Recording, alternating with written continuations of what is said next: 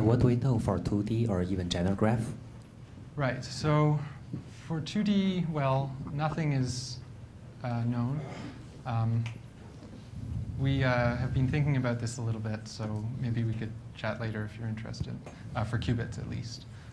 But nothing is known. I mean, there is this undecidability result, but yeah, nothing else. Is there any simple bound on the value of the gap? You mean the lower bound? No, up bound. Upper bound. Yes, so in our theorem we show that in the gapless phase it's upper bounded by 1 over n minus 1, and as I mentioned, that has been improved to 6 over n times n plus 1. Yes, there's an upper bound on the gap in the gapless region.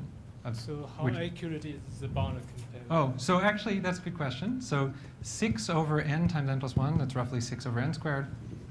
The Heisenberg model, the gap is pi squared over 2n squared when n is large, which is 4.93 over n squared. So it's not far from being a tight upper bound.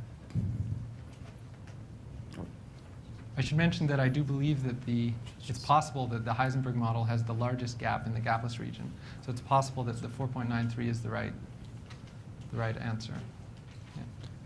Yeah. About your last open question, we also don't know how to certify if it's gapless, right, in the frustration. So that's a good point. But I believe that this result of qubit and others on undecidability gives some examples where the system looks gapless up to a system size which can be arbitrarily large, but in fact is gap. So I think that that may be ruled out by this qubit result. Even in 1D? Well, not in 1D, no, sorry, yeah. For 1D it's possible, yeah, maybe. Okay, we'll take the last question. So, sorry, I wanted to ask a question.